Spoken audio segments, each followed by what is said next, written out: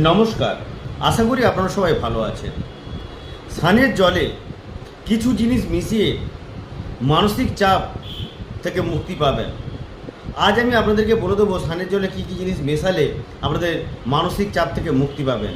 মানসিক চাপ থেকে মুক্তি পেতে মঙ্গলবার এবং শনিবার অবশ্যই সন্দক লবণ জলের মধ্যে দিয়ে স্নান করুন, দেখবেন মানসিক চাপ থেকে মুক্তি পাবেন।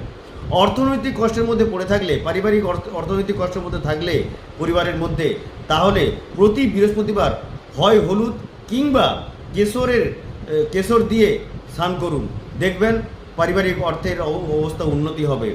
এবং সার্বিক উন্নয়নের জন্য প্রতি সোমবার কাঁচা দুধ দিয়ে স্নান করুন, দেখবেন সব দিক দিয়ে আপনার মানসিক চাপ কমবে। এবং সুখ শান্তি সৌভাগ্য অর্জন করতে গেলে প্রতি